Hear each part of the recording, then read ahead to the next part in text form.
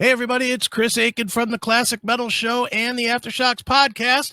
And I know you want to see this next episode, but right before we do it, just want to remind you that if you have an Amazon device, whether it's a TV or a Fire Stick or Fire Cube or whatever it would be, a Fire Box, if you're old school, make sure you add the CMS PN to it. Just look up CMS Podcast Network on your Amazon device.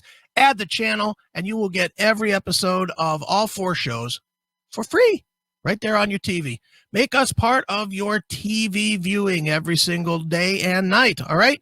It's the CMS Podcast Network, cmspn.com, and it is now on Amazon. So get it, all right? All right, here's the episode you came to see.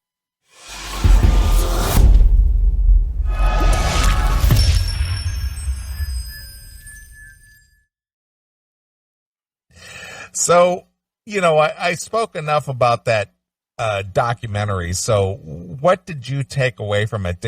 Were you compelled? Did you enjoy it? Do you think it was well done? Was it not well done? I liked it. Did it miss anything for you, or? No, I liked it. I thought it was a little long. I thought they could have cut that down to about 3 episodes. I really didn't need to hear. They could have cut the first episode out, honestly. Because the first episode was like, okay, here's Mexican guy. He grew up in the streets, and it's like, I don't care. All right. So you didn't like the background of one of the detectives. I was fine when they said, okay, he was a beat. They could have narrowed. Salerno was the big cop, the big investigator. Yeah, Hillside Strangler. Yeah, he was a big famous cop. Okay. And whatever the other guy's name is, Ramirez or whatever. Okay, he was a beat cop that became a detective. There, I just narrowed down an hour into about a minute and a half. Well, I think what, again, they try to take a documentary like that and make it a feel-good thing. Yeah.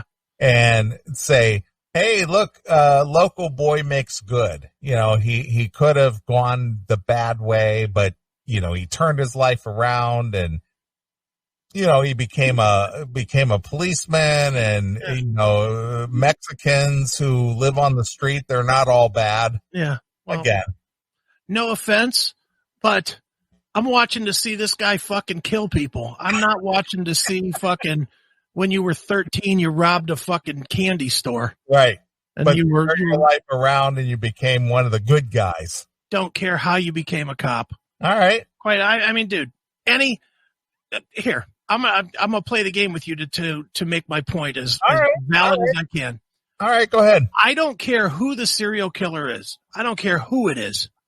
Name one cop that busted a serial killer. Can't tell you. End of argument. Yeah, I get it. Didn't need an hour of it. Did not need an hour of it. I mean, I can't even. The most famous is that guy Moose. Remember Moose that busted the DC sniper? Who was it? The Rev? No, the black dude Moose. Yeah, I'm being funny. Wasn't that his name, Chief Moose? Yeah, I think so. That's the only name I can even remember.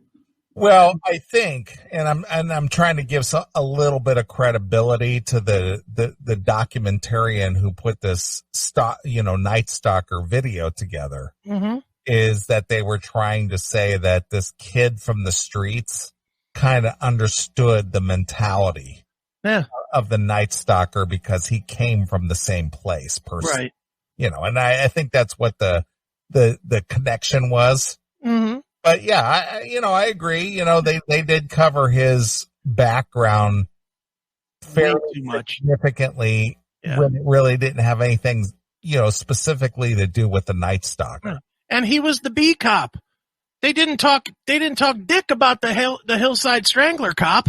No. They just said he solved the Hillside Strangler. Yeah, but see, he already established himself as the top cop, as it were.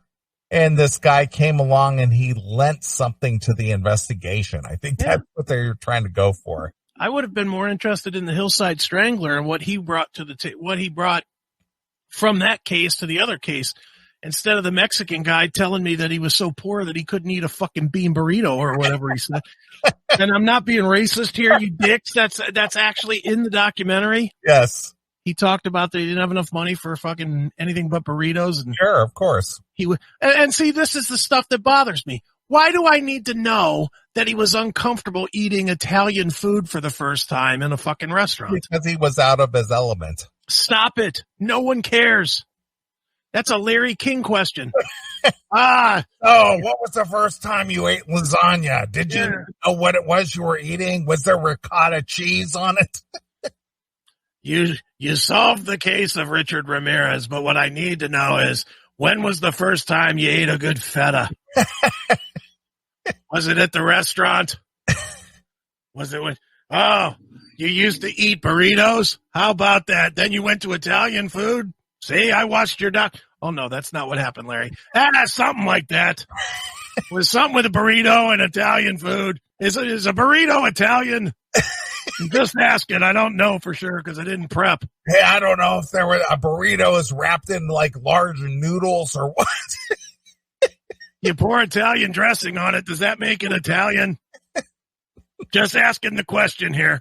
Because I want to learn. I'm curious about the world.